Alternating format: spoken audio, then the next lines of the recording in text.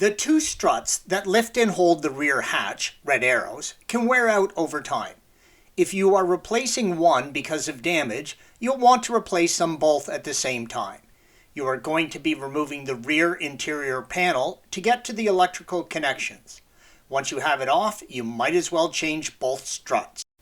Begin by opening the access panel on the rear trim piece by turning the plastic knob, red arrow. Swing the panel down and use a T20 torque to remove the two torque screws as indicated by the red arrows.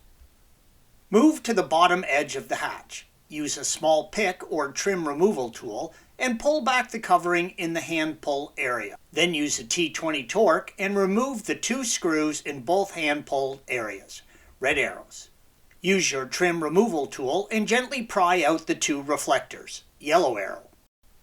Slide your hand into the opening in the reflector area and start to pull down on the trim panel.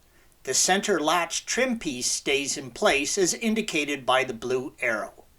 You need to pull straight down as if pulling level to the ground. All of the clips holding the panel in place go straight up. These clips need a surprising amount of force to let go. Once you get it started, you can slip your hand inside the gaps, red arrow, and get closer to the interior clips to help pull down on them. The closer you get to the clips, the less chance of damaging the panel you will have.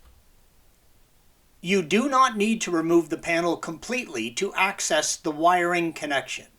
Press in the small tab, red arrow, on the connection and separate them.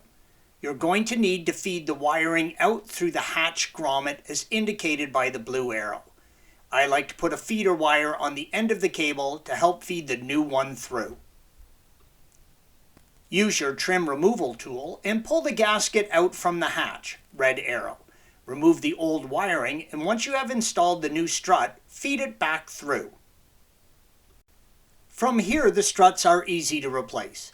Just use a small screwdriver and pry out the retaining clip, red arrow. With the clip out, the strut will come right off. Make sure to have the hatch braced or someone holding it, as a single strut will not have enough strength to hold the hatch as it is surprisingly heavy. Make sure to put a little white lithium grease on the ball, red arrow, before installing the new strut. Installation is the reverse of removal. Use care when reinstalling the panel. Make sure all the clips are lined up to the right holes before applying pressure.